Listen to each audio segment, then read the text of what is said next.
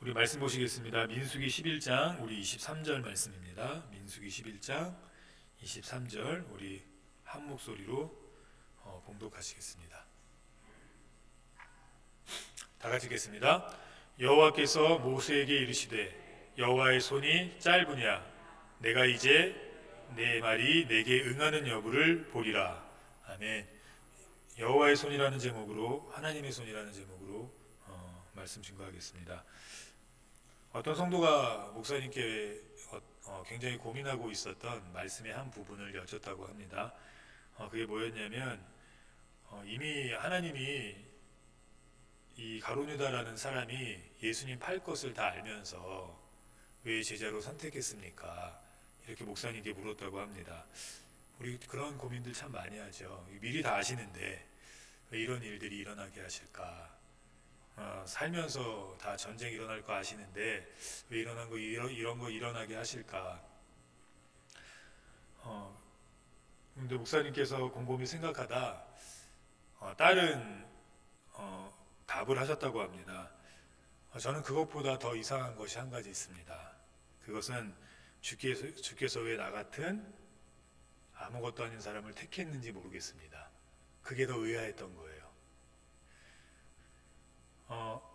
이걸 가리켜서 뭐라 그러냐면 하나님의 주권이라고 합니다. 하나님의 주권. 그러니까 하나님의 주권은 우리가 이렇게 건들거나 할 수 있는 상황이 아니죠. 대통령의 주권이 있듯이 하나님의 주권이 있습니다. 우리가 의아해할 건 무엇입니까? 하나님이 왜 나 같은 사람을 택하셨을까? 이거 참 이해 안 가지 않습니까? 훌륭한 사람도 많은데, 성공한 기업인들도 많은데, 도덕적으로 성품이 좋은 사람들도 많은데, 물론 우리 성도님들이 나쁘다는 말씀은 아니고요.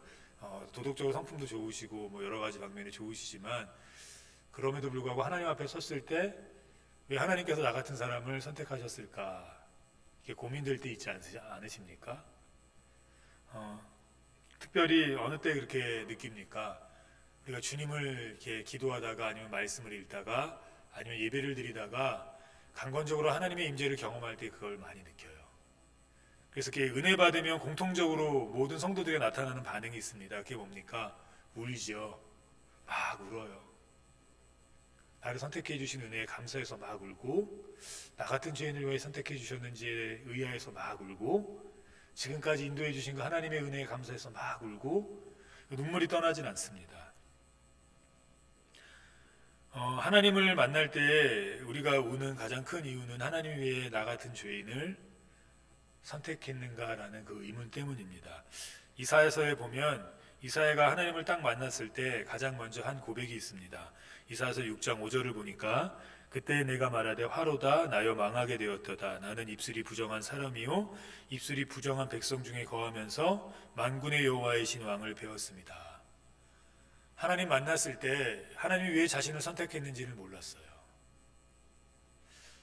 나 망할 놈인데, 나 안 될 놈인데, 하나님 나 선택하면 하나님 이름 먹칠될 텐데, 나는 늘 하나님의 이름에 먹칠하는 행동만 하면 살 텐데 그런 망할 놈인데 하나님이 왜 나를 선택했을까 하면서 이사야조차도 망했다라는 것을 발견했습니다. 그런데 이상한 일이 있죠. 분명히 주님 만나서 자신이 죄인임을 보고 하나님이 왜 이런 나를 선택했을까? 차라리 선택하지 마시지라고 생각할 수 있는, 너무 미안하니까 뭐 그럴 수 있는데, 이사야서 6장에 나왔는데 이사야서 66장까지 있거든요. 그런데 그 이사야서 66장까지 이사야는 망하지 않습니다. 오히려 50장 이후부터는 예수님의 탄생을 예언하고 천국을 예언합니다. 놀라운 사람으로 쓰임 받게 되죠. 분명히 주님 만나서 망할 놈인데 나 망할 놈을 왜 선택했을까? 하나님이 이렇게 말씀하셨지만 망하지 않았어요. 근데 그 망하지 않은 이유를 바로 다음 절인 6절 7절에 이렇게 얘기합니다. 우리 같이 읽겠습니다. 그때에 다 바로 밑에 있어요. 그때에 그 스랍 중에 하나가 부젓가락으로 제단에서 집은 바 핀 숯을 손에 가지고 내게로 나와서 그것을 내 입술에 대며 이르되 보라 이것이 내 입에 닿았으니 내 악이 제하여졌고 내 죄가 사하여졌느니라 하더라. 망하지 않은 이유가 무엇 때문입니까? 하나님의 손 때문이에요. 하나님이 그의 손으로 그의 입의 죄를 씻어주시고 그의 악을 제하여 주셨어요. 우리가 망할 사람입니다. 주님 만나면 가장 먼저 느끼는 게 하나님이 왜 나 같은 자를 선택했는지예요. 그 전까지는 왜 가룟 유다 같이 나쁜 사람을 선택했을까라고 생각했던 우리가 주님 만나는 순간 가룟 유다는 눈에 보이지 않고 그보다 더 못한 내가 보였습니다. 하나님이 왜 나 같은 자를 선택하셨을까? 좋은 사람도 많은데, 훌륭한 사람도 많은데 망할 놈을 왜 선택하셨을까? 하나님의 주권이죠. 왜 망하지 않았습니까? 근데 왜 내가 직분을 받고 이렇게 교회에서나 사회에서 열심히 살아갈 수 있습니까? 하나님이 우리를 선택했기 때문이에요. 하나님이 우리를 사하셨기 때문이에요. 망해야 되는데 망하지 않은 이유는 우리의 행위에 있지 않습니다. 우리가 잘나서 망하지 않은 것이 아닙니다. 하나님이 선택했기 때문이에요. 그 이유는 몰라요. 왜 선택했는지. 제가 왜 어머니 아버지의 뱃속에서 나온지 몰라요. 이거 고민해 보신 분 있습니까? 나는 왜 이 집에서 태어났을까? 몰라요. 근데 태어났어요. 그리고 부모와 자식의 연이 되었습니다. 하나님이 우리 선택했는지, 왜 선택했는지 몰라요. 근데 하나님이 우리를 선택하셨고 망할 나를, 죄인인 나를 의인으로 삼아주시고 구원해 주셨습니다. 근데 이 구원은 세상의 구원과 달라요. 세상은 필요 없으면 버려버리고 직장은 해고해버리고 세상도 인기가 떨어지면 등을 돌리지만 하나님은 한 번 구원한 이상 우리가 그 어떤 삶을 살아도 절대 끝까지 놓지 않으십니다. 그러므로 우리가 바라봐야 될 것은 무엇입니까? 망한 나를 바라봐야 하지만 건지신 주님을 바라봐야 합니다.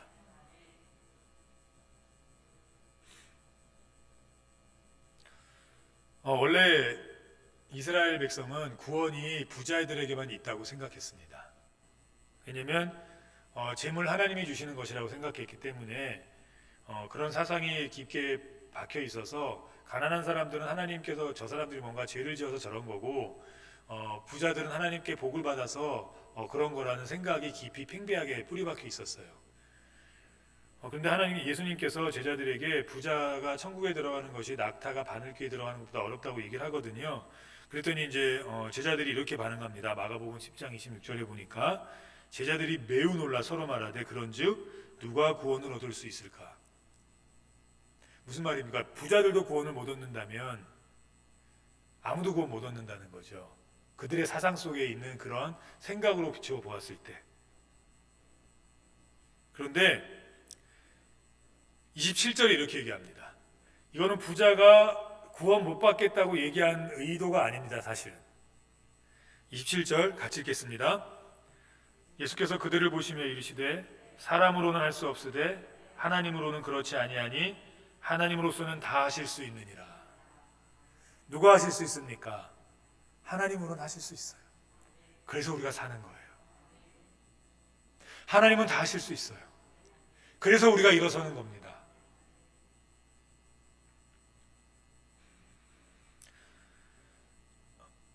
요한복음에 보면 요한복음 10장 29절에 보면 이렇게 얘기하고 있습니다. 그들을 주신 내 아버지는 만물보다 크심에 아무도 아버지 손에서 빼앗을 수 없느니라. 우리가 망나니 같지만 우리가 망할 인생이지만 우리가 주님이 먹칠할 할 때가 많지만 그럼에도 불구하고 우리가 다시 구원받지 못한 사람이 안 되는 이유는 무엇입니까? 하나님이 우리를 붙잡았기 때문이에요. 하나님의 손이 우리를 붙잡고 있기 때문입니다. 28절 같이 읽겠습니다. 요한복음 10장 28절. 내가 그들에게 영생을 주노니 영원히 멸망하지 아니할 것이요 또 그들을 내 손에서 빼앗을 자가 없느니라. 이 어린아이가 나와서 어떻게 자랍니까? 어린아이가 할 수 있는 건 아무것도 없죠. 성경은 우리를 어린아이 같다고 비유하고 양 같다고 비유합니다. 양도 스스로 힘으로 할 수 있는 건 없거든요. 그 어린아이가 어떻게 그 핏덩이로 세상을 낳지만 어떻게 성장합니까? 부모의 손에 의해서 성장해요. 부모가 씻겨주고 부모가 먹여주고 부모가 입혀주는 그 부모의 손길을 통해서 그 아이는 잘 자라게 됩니다. 하물며 우리는 어떻게 했습니까? 우리 누가 지켜주시고 누가 키워주셨고 누가 매만져 주셨고 누가 이끌어 주셨습니까? 하나님의 손이에요.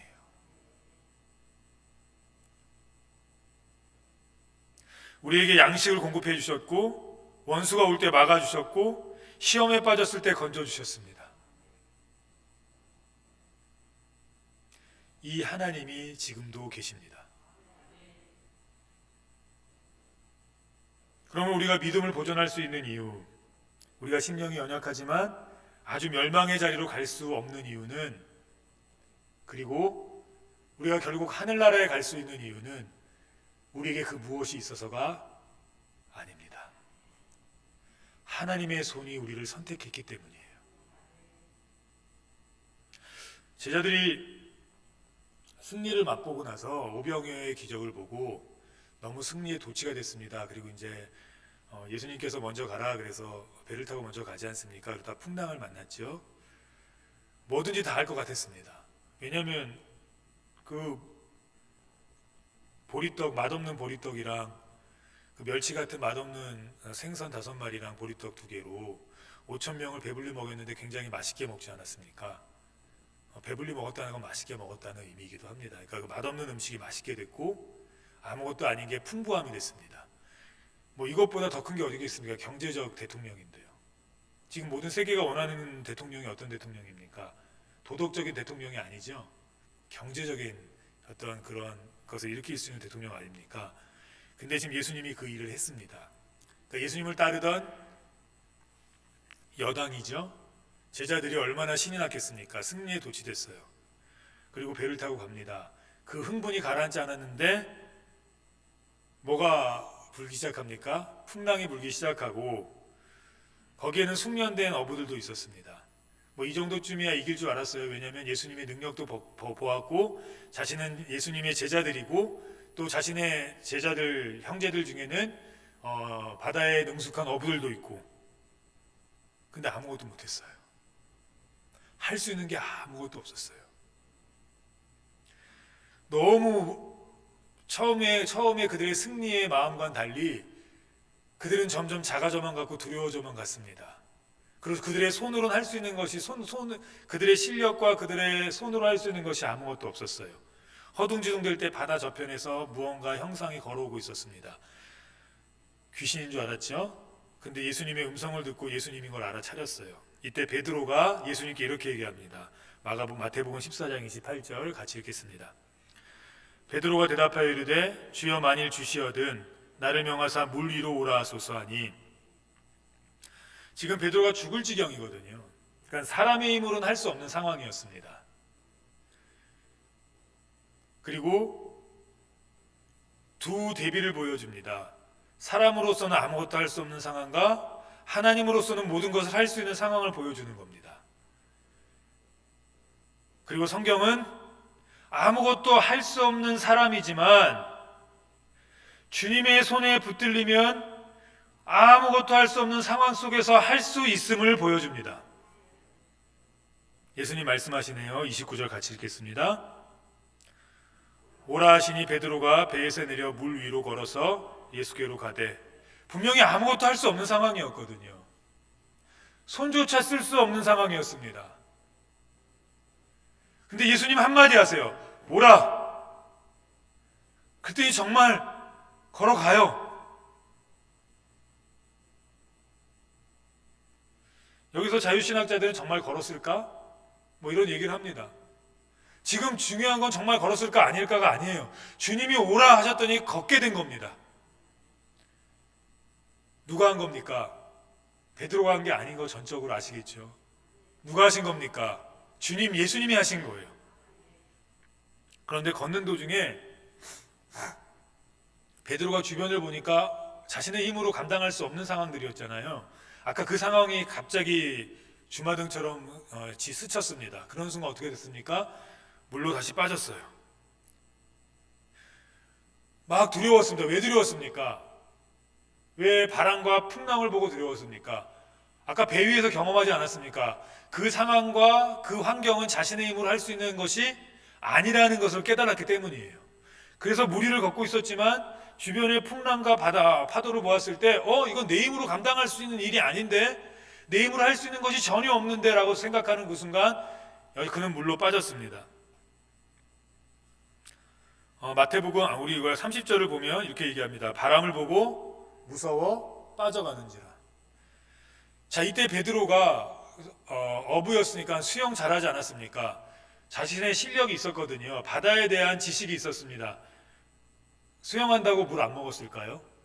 수영해도 물 먹고 죽었을 수 있습니다. 이 상황에서는 바다를 잘 알아도 죽고요, 바다를 몰라도 죽어요. 이 상황에서는 수영을 잘해도 죽고 수영을 못해도 죽어요. 무슨 말입니까?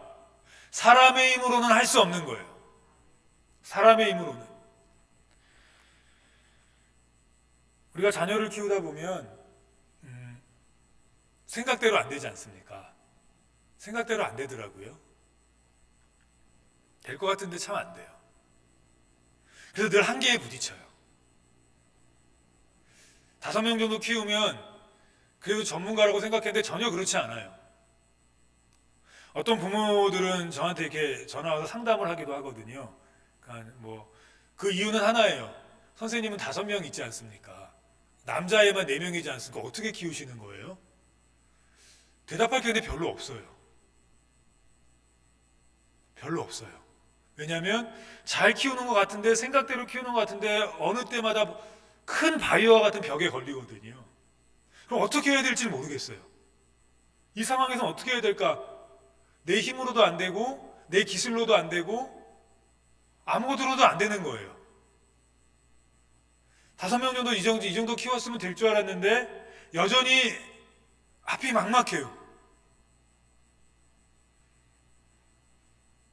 우리가 그럴 때가 있지 않습니까?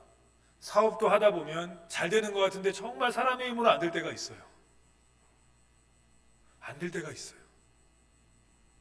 건강도 전문가의 손으로도 안 될 만큼 무너질 때가 있어요. 건강 자신했는데 한 번에 무너질 때가 있고요. 가정 자신했는데 그 가정이 한 번에 무너질 때가 있고요. 신앙 자신했는데 한 번에 무너질 때가 있어요. 내 손으로는 안 될 때가 있다고요. 내 능력으로 안 될 때가 있어요. 교회도 마찬가지입니다. 지금 코로나가 이제 해제됐지만, 거리두기가 완화가 된 게 아니라 완전히 해제됐지만, 그래서 사람들이 지금 막 풍경을 보러 가고 막 난리가 났지만 신앙은 회복되지 않는 것 같아요. 이게 때린다고 됩니까? 윽박지른다고 됩니까? 나오라고 한들 됩니까? 우리의 손을 떠난 것 같아요. 우리의 손을 떠났어요. 가정이 내 손에서 떠났을 때, 자녀 키우는 것들이 내 손에서 떠났을 때, 사업이 내 손으로 더 이상 안 될 때, 건강이 내 손으로 더 이상 안 될 때, 구역이 내 손으로 안 되고 교회가 내 손으로 안 될 때 우리 어떻게 해야 합니까? 안 돼요. 그때는 실력이 있어도 물에 빠져요. 오늘 베드로처럼 바다에 대한 지식이 있어도 베드로는 물에 계속 빠졌었어요. 수영을 잘하는 어부였지만 그는 물에 빠졌어요. 여기서는 지식인도 무식인도 실력인도 무능인도 아무 소용이 없습니다. 이때 베드로가 한 행동은 딱 하나였습니다. 마태복음 14장 30절, 우리 뒷절을 같이 읽겠습니다. 소리질러 이르되 주여 나를 구원하소서 하니. 누구 의지했습니까? 하나님의 손으로 의지했어요. 주님의 손으로 의지했다고요. 지금 교회가 안 됩니다. 지금 너무나 묶여 있어서 빠져나올 방법이 없어요. 저희 교회만 그런 게 아니고 100명이었던 중고등부 학생들이 지금 10명도 안 나온대요. 지금 막 신방을 해도 다 안 나온대요. 날고 긴다 하는 분들이, 어떤 그런 청소년 사역자들이 가도 안 돼요. 전문가가 해도 안 되고 저같이 비전문가가 해도 안 돼요. 방법은 2가지입니다. 이래도 안 되고 저래도 안 되니 그냥 죽자. 물에 빠져 죽자. 이것과 두 번째는 소리질러 이르되 주여 나를 구원하소서. 선택해야 됩니다. 지금 우리 힘으로 안 됩니다. 안 돼요. 실력자도 안 되고 무능인도 안 되고 다 안 돼요. 그렇다고 손 놓고 있겠습니까? 이제 이렇게 됐으니 그냥 바람 가는 대로 가다가 나만 잘 믿다 죽자 뭐 이렇게 이래야겠습니까? 어차피 안 되니까. 아무리 용을 써도 안 되니까. 교회도 그렇고 가정도 그렇고 자녀 키우는 것도 그렇고 뭐 사업도 그렇고 다 그러니까 해봐야 자꾸만 더 큰 벽에 걸리니까 그래 그만하자 이제 여기까지다 하고 그냥 손 놓고 있겠습니까? 아니에요. 우리에게 누가 계십니까? 주님이 계세요. 주님의 손이 있어요. 우리가 그거 잊으면 안 돼요. 세상과 우리의 차이가 무엇입니까? 우리에겐 주님이 계시다는 거예요. 그러니까 주님 없는 사람처럼 사시면 안 돼요. 주님 없는 사람처럼 바람과 풍랑이 나를 막 엄습해 올 때 내 혼자 힘으로 허덕이면 안 돼요. 어차피 죽어요. 그 풍랑과 바람 앞에서는 주님 손 붙잡으셔야 합니다. 그럼 살아납니다.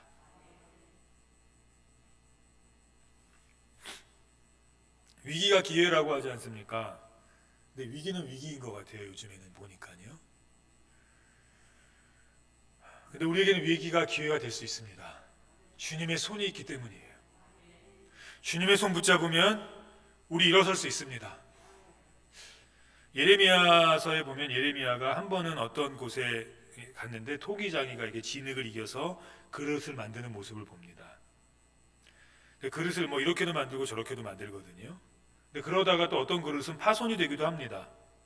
그래서 야 저거 어떡하나 저 파손된 그릇 어떡하나 이러고 있는데 그 통이장이가 그 파손된 그릇을 버리는 게 아니라 다시 반죽 더미에 넣어서 잘 이겨서 다시 만들었는데 더 멋진 그릇이 됩니다. 지금 우리 깨어진 인생 같아요. 더 이상 일어설 수 없는 인생 같아요. 가정도 더 이상 일어설 수 없을 것 같고 내 몸의 건강도 더 이상 일어설 수 없을 것 같고 사업체도 더 이상 일어설 수 없을 것 같은 깨어진 모습으로 있습니다. 신앙도 더 이상 내려갈 데가 없는 것만큼 깨어지는 분들도 계실 거예요. 내 자신이 그럴 수도 있고 주변이 그럴 수도 있습니다. 그런데 주님은 당신을 가리켜서 이렇게 얘기합니다. 주는 토기장이 나는 진흙. 내가 아무리 깨어졌다 할지라도 토기장이의 손에 토기가 깨어진다 할지라도 다시 진흙으로 버무리면 더 아름다운 명품이 나올 수 있듯이 내 인생 깨졌다 할지라도 우리 교회가 깨졌다 할지라도 내 신앙, 내 주변의 신앙인들의 그 신앙이 무너졌다 할지라도 주님 손에 다시 빚어지면 일어날 수 있어요. 일어날 수 있습니다.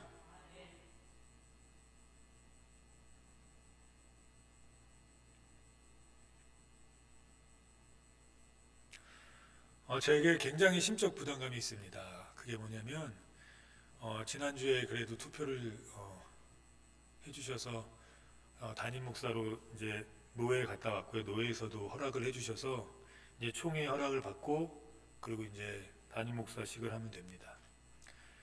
근데 제가 할 수 있는 게 많이 없거든요. 계속 교회 상주에 있을 수도 없고 뭐 교회를 어떻게 해야 될지에 대한 큰 그림 아직 없고 거기다 코로나가 끝나서 성도들의 신앙이 다 죽었는데 이걸 어떻게 일으켜야 되나 고민해도 할 수 없고 그래서 사실은 제 마음에는 지난주에 올 때 두 가지였습니다. 이제 끝났으니까 말씀드리는 거지만 한 가지는 성도들이 반대해서 떨어져도 좋겠다. 무능한 나니까 떨어지면 떨어지는 대로 진짜 그런 마음이었어요.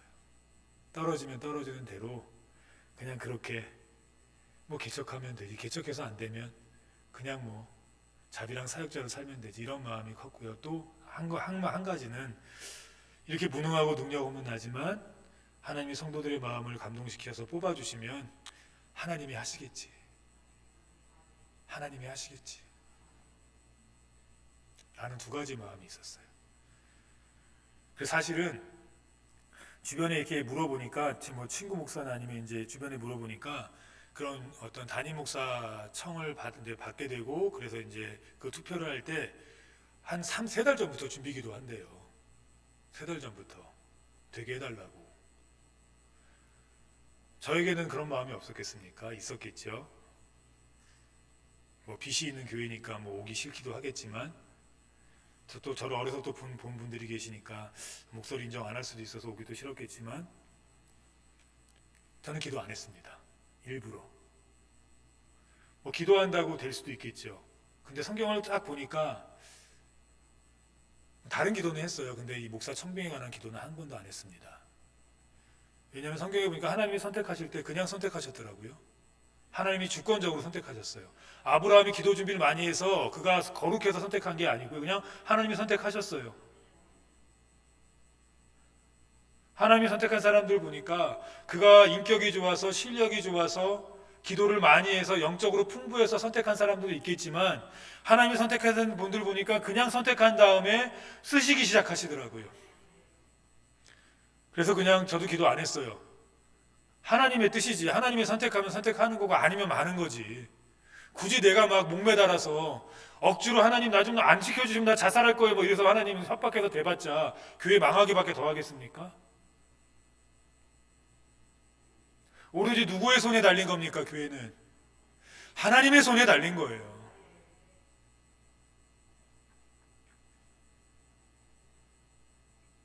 이스라엘 백성이 아무것도 할 수 없을 때 하나님이 시키신 건 딱 하나였습니다. 너희는 가만히 있어 내가 하는 일을 보라는 것이었습니다. 사실은 제가 이렇게 청빙을 받으면서 이제 어떻게 교회를 이끌어가야 될까 막 고민을 했습니다. 책도 예전에 봤던 책들 또는 뭐 이제 요즘에는 많은 어떤 접할 수 있는 것들이 많지 않습니까? 인터넷을 통해서도 여러 가지를 통해서. 근데 하나님이 이 마음을 주셨습니다. 그냥 가만히 있어. 그냥 넉넉히 가만히 있으라는 말이 아니었습니다.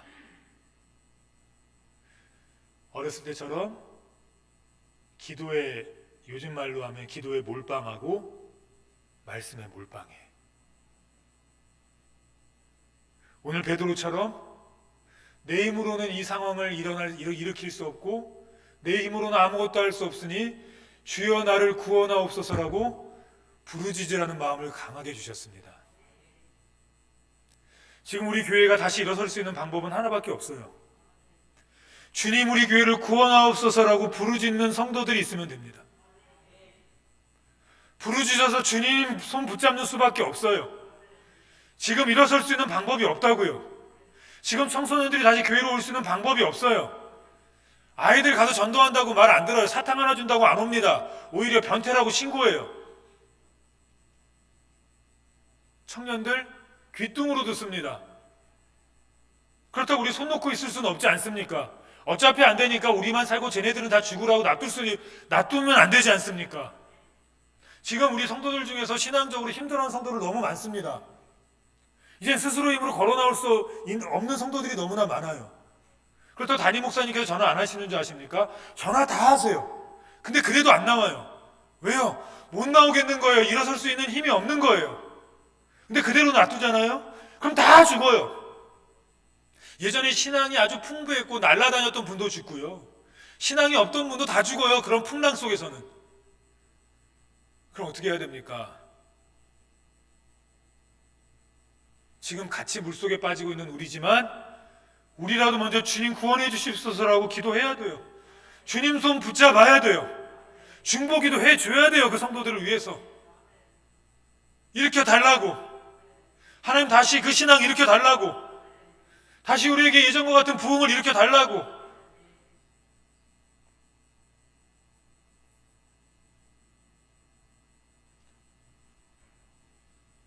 시편 37편 24절에 보면 이렇게 얘기합니다.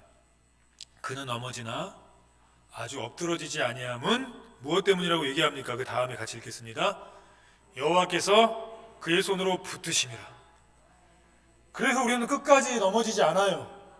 베드로가 죽지 않은 이유는 예수님의 손을 붙들었기 때문입니다.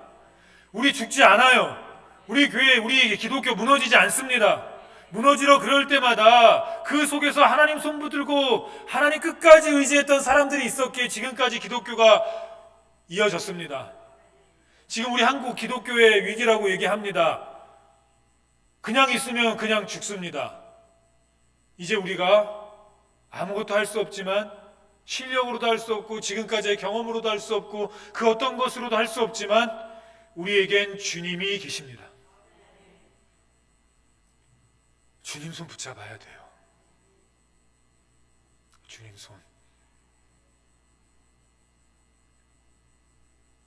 민수기 11장 오늘 본문 바로 이것입니다. 우리 다시 한번 다 같이 23절 같이 읽겠습니다. 여호와께서 모세에게 이르시되 여호와의 손이 짧으냐 내가 이제 내 말이 내게 응하는 여부를 보리라. 하나님의 말씀은 반드시 임해요. 어떤 사람에게 임합니까? 그 손 붙잡는 사람에게 임해요. 물이 포도주가 어떻게 됩니까? 근데 물이 정말 포도주가 되지 않았습니까? 근데 그걸 아는 사람들은 예수님의 말씀을 붙잡았던 하인들밖에 없어요. 그 하인들은 가는 곳마다 간증했을 거예요. 가는 곳마다 예수님의 분이 말씀하셨는데 야, 물이 포도주가 됐어. 주님의 손을 붙잡는 사람만이 다시 하나님의 역사를 경험합니다. 내 손이 짧으냐 내가 이제 내 말이 내게 응하는 것을 보리라. 하나님의 손을 붙잡는 사람들을 통해서 다시 하나님의 역사가 일어나는 은혜가 있습니다. 저는 우리가 그 은혜 경험하기 원합니다. 목회자의 일이 무엇입니까? 주님 만나게 하는 거예요. 목회자의 일이 무엇입니까? 제가 은혜 드리는 겁니까? 아니에요. 하나님의 손길 만나고 주님의 능력 만나고 십자가의 은혜 경험하고 예수님 결국 만나는 겁니다. 그 손 붙잡는 이들을 통해서 지금도 말씀이 응할 겁니다. 저는 그 은혜가 오늘 모인 우리 성도님들을 통해서 이루어지기를 주님의 이름으로 간절히 축원합니다.